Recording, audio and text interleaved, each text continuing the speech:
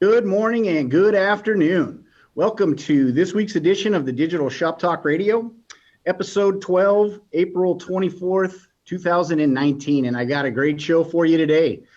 Today we're going to be talking about how to build killer inspection sheets and get your techs to develop the best practices to help your service advisor sell and communicate the needs to your customer and kind of put everything that your customer needs to make those confident decisions to approve work right there in the inspection sheet. And I've got two great guests with us today.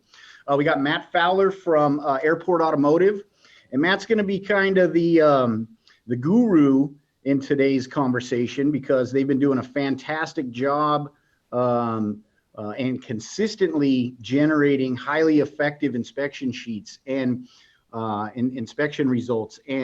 And we've got Jamey Whitlock from Whitlock Automotive joining us today. And Jamey's looking for a little bit of help. And Matt's going to come in and we're going to get into a conversation on what's working, what are those best practices. And then we're actually planning on bringing Jamey back in a few weeks from now and see how those results actually, or what results he gets from the changes that he makes and what we learned today. So get your pencils out, get your notebooks out, make sure you're taking notes. And like always, if you're watching us on Facebook and we're live streaming, ask questions. Go ahead and hit the comments section, and we'll get those questions answered live on air while you got these guys in here, and they can help you out.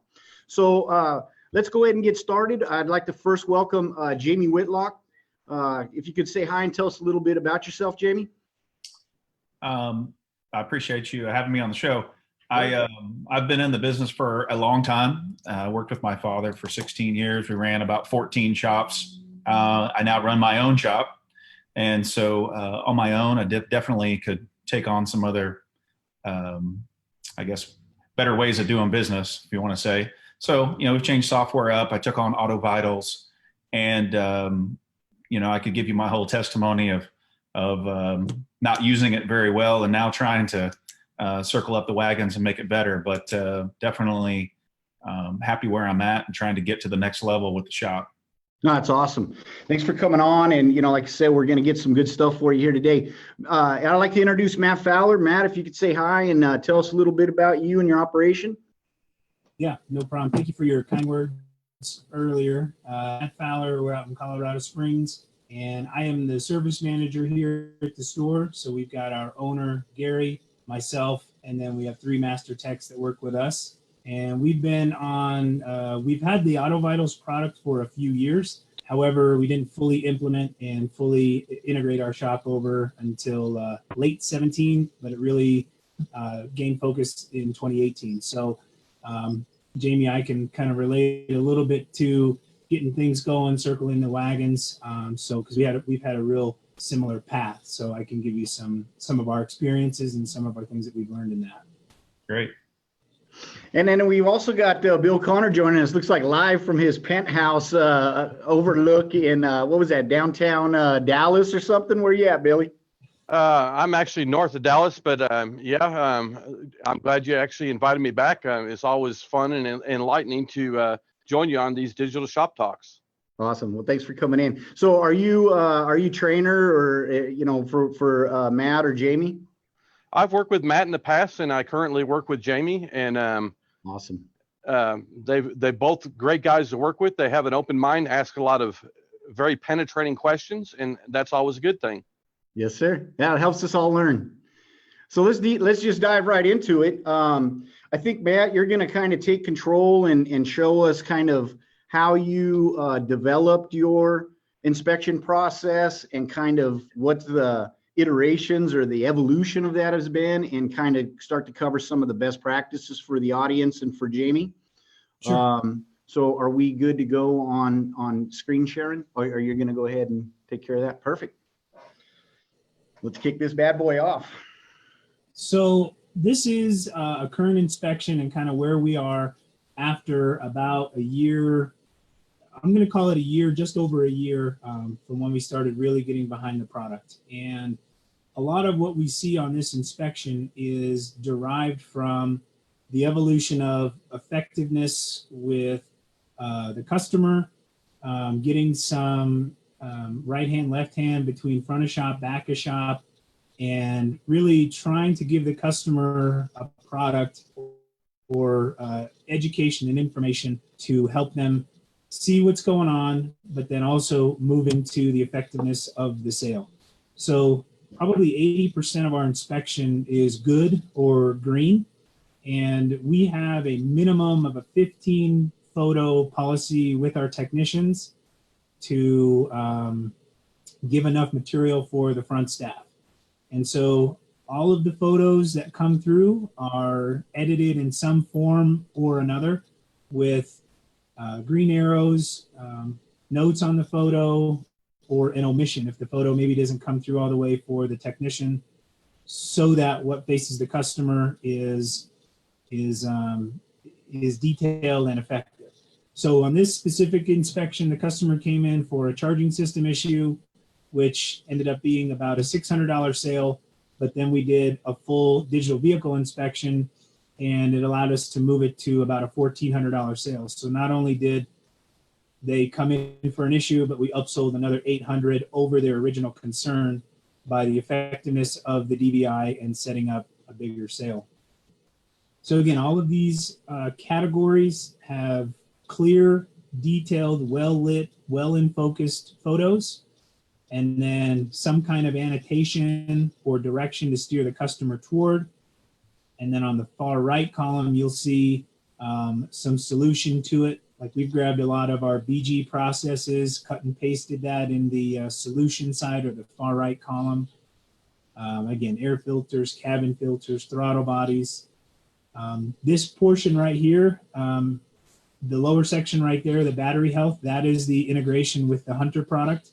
And so we have that to where it does tires, batteries, and alignment. And we have found that that really breaks up a little bit of the inspection with a little bit more imagery, but still very applicable items to it. So yeah, so this was a very effective one. This was one just from last week that turned into a pretty good sale. And again, this has been an evolution. So this is what you're seeing currently that customers respond well to. And there is a consistency from front to back as far as technicians giving the product to the front staff and allowing them to be effective with it. So, you know, Matt, a couple things jump out at me right away as I noticed that you start out with the good stuff. Was that a conscious decision? Was that a change that evolved over time? And what's the thinking behind, and I noticed too, I mean, you got a lot of great pictures in the good things. So how does that, what's the effect on the customer when they kind of start out there? Sure. I think it just builds the value in their vehicle. This report can very quickly get overwhelming and very quickly devalue the vehicle if it's not managed properly from an expectation standpoint for the customer. And so let me pop back to one of my earlier ones that I had from before. I'm going to close this out and then go to one of our initial inspections.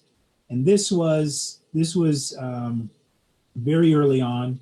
And you can see where our green is categorized with just literature. There's minimal photos, one photo in this example, no documentation on it, no indication, no editing. And then everything is check marks. And then if you scoot down, we've got future attention, again, with a couple of photos, no documentation, blurry. Again, this is early on. And as we scoot down, all of our immediate attention is just from a real estate standpoint of the screen, significantly larger. Yes, there's more content, but it really is focusing on the negative as opposed to the positive. And in any sales training or any kind of setting up of a sale, you have to start with building value in what they have and then start to follow it in with the corrective side of it. Otherwise, your customer is going to check out and it really is, it's an uphill battle at that point. No, I think that's great. I mean, you know, because you kind of build a funnel, right? You start out, oh, this isn't so bad. Oh, this is, hey, look at, and you can even compliment and say, hey, you're doing a great job keeping your, tire pressure, tires inflated at the right pressure, and look at the great wear pattern and those types of things, and then kind of ease them into the more critical items. Jamey, is what would you say, is your current inspection sheet looking more like the previous one or this one? I think a lot more like this one. Yeah. I think I'm still in an evolution state. Yeah, good. Well, we're gonna speed up that evolution here today. Matt, I didn't want to take away from what you're doing. I just wanted to also comment. The other thing I noticed is that right column in the educational information it was impressive how filled out it was. And it wasn't even just all video. I mean, there's a lot of good text information in there, quick and easy to read, that's educational content. Did you guys go in there and kind of hand build all that stuff when you set up the program? Yeah, we hand built a little bit. Bill was a really big help with that as far as getting our content thickened up. And really what we're trying to do is we're trying to keep the customer kind of in our environment. We want this to be the one-stop resource for any information. And so what we're starting to see is that people are taking this information and then jumping off of the evaluation and starting to independently research. Okay, what does a brake pad do? Where should it be? How much does that average cost? So again, in the evolution, we're trying to give everything that relates to the topic, to the problem and the solution right here on this page, so that we're not losing our client to taking all this beautiful information that we've given them and now starting to independently research, pull up a YouTube video and then figure out, oh, well, I can replace my own brake pads. It's super simple. This should only cost $50. Right. We want to keep them in our environment and using this product, and AutoVitals allows all of that to happen with what you can build into it. And then there's a second part of that I do, or the front staff does, as far as kind of protecting that sale.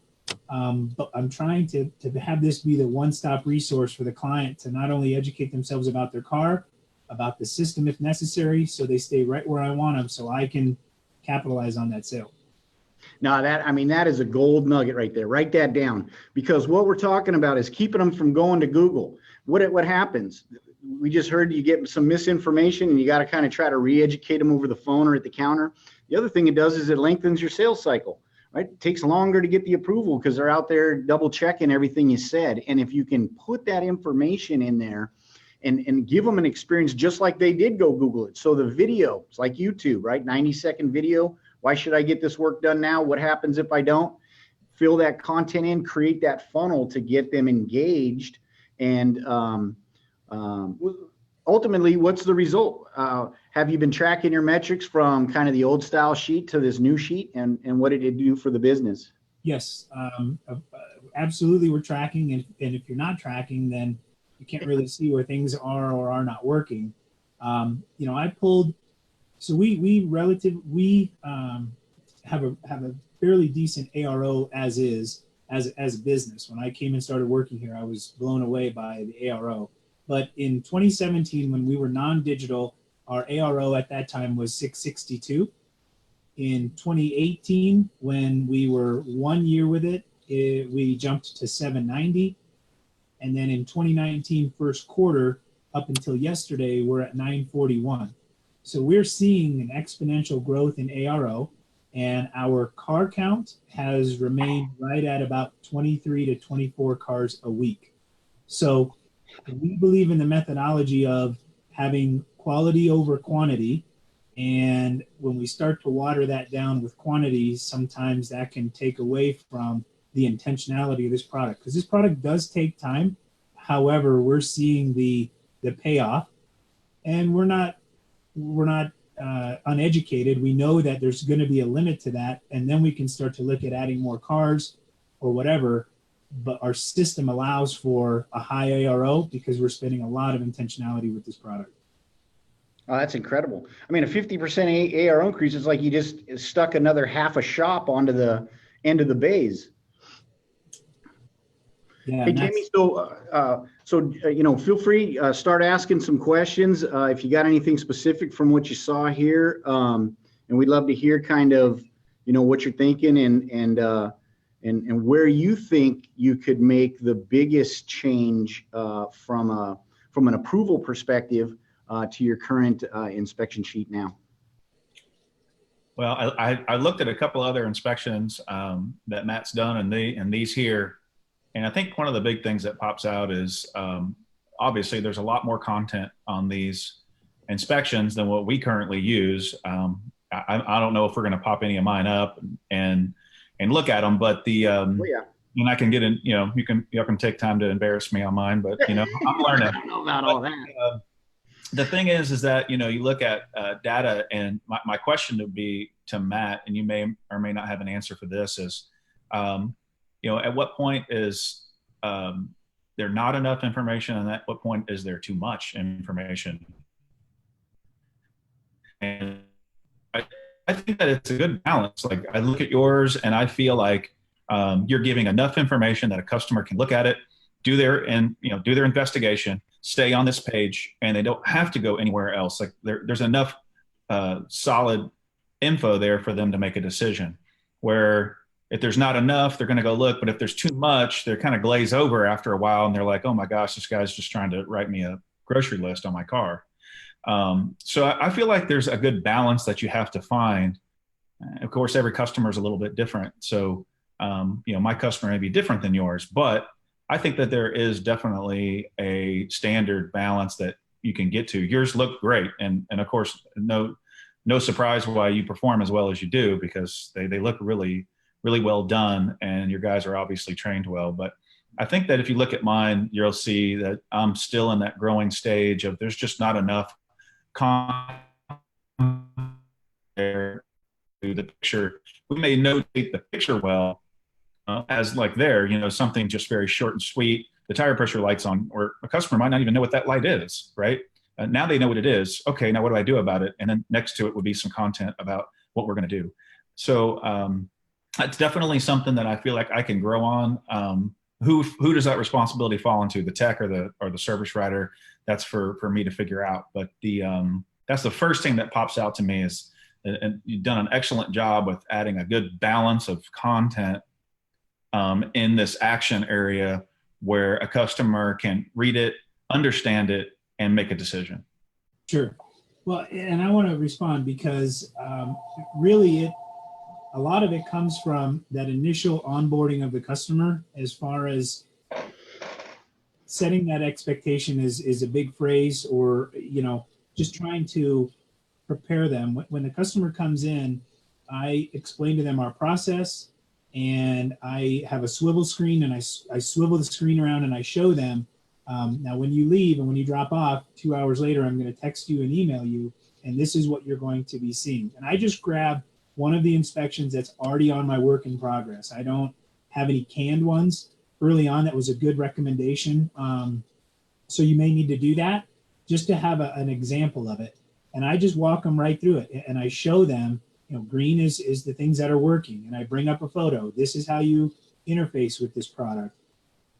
And I scoot down and I show them. And I'm doing two things at one time. I'm setting that up for an expectation, but like any good salesman, I'm reading that customer, trying to understand, okay, are they engaged? Are they, whatever, how much? I'm learning a lot about how they're going to receive this information. And so it starts there. And then as far as in the back of the shop, there needs to be a consistent expectation. I mentioned before, minimum 15 photos we expect out of the technician. Every brake pad has a feeler gauge on it with a photo. Every tire gets a photo. Anything that is moving, that is having excessive play or seat or whatever, expects a video. So already I know I'm getting the content from the back of the house, and then how I moderate that or whatever is going to be based on my read of the customer. Because again, the product will very quickly blow out a customer if I'm not careful, and if I don't moderate that proper before I actually put it into the customer world, I can very quickly lose my audience, and then the whole thing is for naught. Agreed. And do you communicate that stuff to the techs? Like, do you say sometimes, hey, I need, lots, more pictures than the 15 on this guy, because this guy's going to be, he's either going to be highly, tactile, wants to see everything and wants to go back in the shop and, get under the lift or something, or say, let's focus on this area and maybe not this so much because of some other thing that you might have picked up from the conversation at the counter? In that case, Tom, I would front load that with the inspection. So if it's an oil change and the customer's super concerned about a drip or a light on the dash, I'll put that as a specific labor line or a specific line for the technician and that prompts them to know that that's a customer sensitive topic that I need to have a little bit more content on. Whether or not they kind of nerded out on the inspection at the beginning, I don't inform that to the customer. I use my read of that to then fill the evaluation with more information or whatever. But the minimum expectation from the tech should already give the service writer enough to be able to maneuver within that. Sure. Hey, Bill, you got any input on that? I mean, from the trainer's perspective, Jamie's question was, can you put too much, or where is kind of that line? Or even better is, it was funny. I was in a meeting this morning with ATI and UVA, and they had asked that, right? And, there's no, you can't kind of overanalyze when it comes to it, but you can get it washed out so that it doesn't make sense to me. What would your take be on that? And how do you advise your shops on how much content is too much, or where's that line drawn? Sure. So Jamey had actually said two things. One is that whose responsibility is it? And the answer to that is it's actually teamwork between the front of the shop and the back of the shop. So, technicians are required to go ahead and do it. And as far as the information that you're putting together to give to the customer, you're actually giving them the same information they would have as if the service writer walked them out to the car and you're educating them about their vehicle. So, if you wouldn't do that at the side of the car, then you probably don't want to do it on the inspection sheet. But if you have to, if something's bent, folded, or mutilated on the car, it's your responsibility to provide them with the information they'd see at the car. Geographically, where is it located? How complex is it to get to? What's actually going on and so forth. So basically all we're doing is we're replacing what was the best practice of yesteryear of having the customer hang around in the shop and show and tell at the side of the car with using the digital tools. And if you actually work through the mental process of this is what we're really doing, we're replacing one best practice with another one, and now we can do it on 100% of the cars. That's kind of the story we want to tell. Yeah, consistency is key. You're right. So what do you think, Jamey? Hey, can we get Jamey's sheet up here, and maybe we can just kind of, what do we got left? About 10 minutes. We can start going through some of the things that either Matt or so this is Jamey's inspection right here. Fantastic. So not to be don't kind of take it easy on them a little bit, guys. But if you could start the diagnosis. Don't be easy on me. Okay, no, don't take. He says, give it to him with both barrels. I want to grow fast. I'm not going to grow slow. Let's go. There you go. So if we could take a look at this and kind of analyze, maybe give some pointers here live that Jamey can take away and folks in the audience can take away and get started. Well, just as he's going there, right under transmission fluid, it looks like you got two of the same photos with two different edits on it. Is that what I'm seeing there? Yeah, I don't know why that happened, but that one actually has a note on it and the other one does not. So I'm Okie doke. And then what do you got? maybe that one or didn't flick it off. Okay. Yeah, they did it again down here on the engine oil. Yeah, that's probably just a matter of hiding the one technician photo that had the arrow on it, because you probably edited the original and then didn't hide the tech one with the arrow on it. So that's just a mouse click away to clear the confusion on that. And then, if you can get the drip trays, right? Because if we can go back to that engine oil, that dipstick picture there, notice where the drop is in the shadow and it just washes out the color of it really. And then there's nothing to compare it against, right? I don't see clean oil next to dark oil. And so we want to work on, because I thought Matt's, advice in the beginning to say, it's incredible how much different, in focus, high def picture is going to be versus one that isn't as, in focus. And that, I think that would help you a lot right here. Yeah. I can tell you technician is, trying to hold an iPad and a flashlight and a piece of paper with a dipstick and take a picture. And it's like, they're trying to rub their belly in their hat and jump on one foot. So, of course, we bought some new lights for our pads. We're going to try to take some better quality lighted pictures. So that definitely is tough and a struggle for them. Yeah. So when you were looking at the oil change picture and the dipstick there also, it says oil change needed. As a customer, I don't want to know that it's needed. I want to know why it's needed. So to me, this description, Mike could have said it's a half a quart low or a full quart low, and it looks like tar. That would be more informational to the consumer than something that it needs. Make sense? I agree.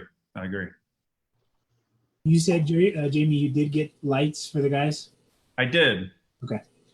Yeah, because that was something I brought back from Santa Barbara last year was the clip-on lights. And as soon as I heard what other shop owners were doing, we ordered all of them for the shop and haven't looked back since. So that's good. So we've got a couple questions coming in from the online audience, and the first one's from Powers Automotive, and they're asking, how do we remove those double photos or blurry images? And if you can give a little bit of insight, Matt, because if you get an image that comes in, they submit the inspection, it's blurry. Do you ever kick it back to them and tell them to redo? Yep, absolutely. That's part of that curve, and that really is where that's the grueling part, the frustrating part on everybody's end, because you finally got the evaluation up, you're ready to edit it and smash on it, and then you got blurry photos or dark photos, and now you got to kick it back to the tech, write them annoying little naggy note that says out of focus, and everybody gets annoyed.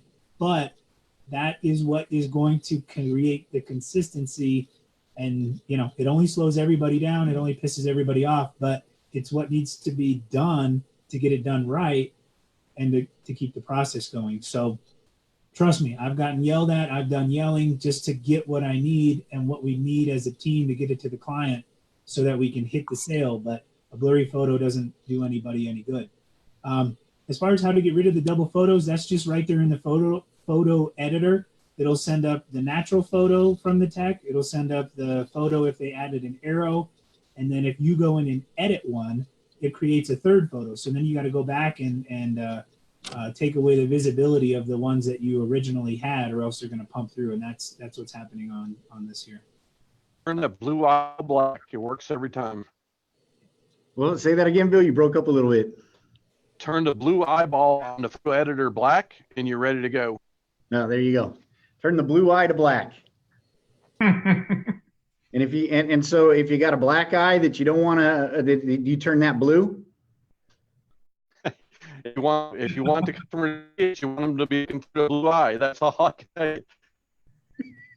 Hey, Bill, I'm getting worried about you, buddy. I think time is frozen in Dallas. Those clouds behind you aren't moving at all.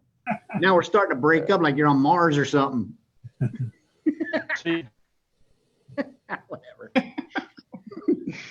All right, let's dig in. Let's see some more. How much time we got? We got about 5 minutes. Okay. Hey, Jamey, do you have the BG fluid trace? Episode. What was that? I was asking Jamey, do you have the BG fluid trace? I do not.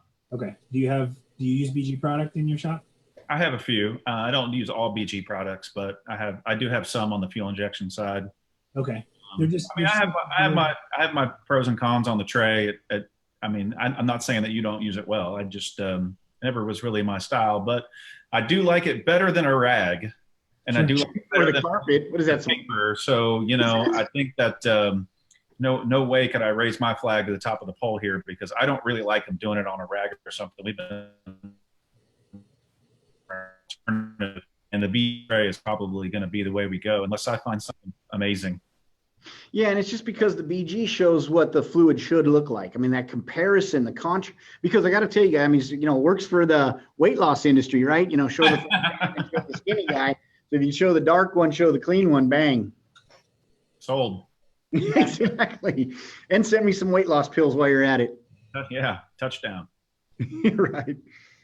So what about from an education perspective? I'm seeing some videos, but some of these things in here, it looks like just additional notes versus, for windshield washer fluid, top up. That's the recommended action. I think those are the actions that are actually in my tablet right now. And this particular technician is probably one of the better guys I have at doing inspections. And those are the actions that are available to him. So my hat's off to him for actually picking an action. Yeah, right. I have a lot of inspections where there are no actions. There's nothing. It's blank. The only one that does it. Now, what's available to him really isn't that great. So something I need to work on, and maybe with a little bit of Bill's help, I can polish those up. Yeah, definitely. Yeah, Now, it sounds like you guys got, roll your sleeves up a little bit. And like I said, I mean, if you look at it from a funnel, use kind of mats as a template to go through, even if you just emulate and copied it directly and just see if you're, because the biggest thing that we want to do right now, Jamey, is get that motorist research time up. Am I right? I mean, Yes. What are you guys averaging now? I should know that, and I looked at it a while back. I don't know what it is, but Bill should know it I too. will tell you by trying to save myself by not knowing that stat, that when the number is high and when it's in the 400 or 500s, the closing rate's usually 100%. Everything on the inspection is. Yep, that's the secret. And I usually don't have to answer a lot of questions, so I can train myself on that. If I get somebody looking at inspection for very long, I just go ahead and put a check mark next to myself and say, I did not do a very good inspection. I didn't give them enough information. If I see somebody spend 300, 400, 500 seconds on an inspection, then I go back and look at that inspection and go, okay, what did I do well? Because obviously that one hit home somewhere. Yeah. And it's great to keep a note, kind of self-assess yourself, and then just develop it out as you go. I got to tell you guys, we're out of time. I mean, we could probably go on another hour. I know we're going to have you back. And actually what the game plan is we're going to get Jamey and Matt back. Hopefully, I know we'll get Jamey back, get Bill in because Bill has no choice. And then what we're going to do is, about how many weeks are we going to wait? Maybe about 6 weeks from now, come back on and then see the new inspection sheet that Jamey's put together, and we'll look at his metrics, see how that motorist research time is increased, and the effect on his ARO. So make sure you follow along, and of course, get into the Facebook forum, ask them some questions if we want to continue the conversation online, and let's keep that conversation going. And we'll look forward to seeing Jamey back in about 6 weeks and see the results. Sounds great. Yes, it does. So I want to thank you guys for coming on. It was really, really great. I hope a lot of people learn stuff. Again, keep that conversation going on Facebook and tune back in and see the results. If you want to get onto the show, just email us, hit us up on Facebook. If you got something specific that you want to talk about, like this was great. I know this helped a lot of people that are out there with in the same boat as Jamey. Let us know. We're always looking for great topics and great guests to come on, and we'll take care of you. So until next week, next Wednesday, 10 a.m. Pacific, 1 p.m. Eastern Standard Time, get out there and make some more money. Yeah. Thanks a lot, guys. All right. Thank you.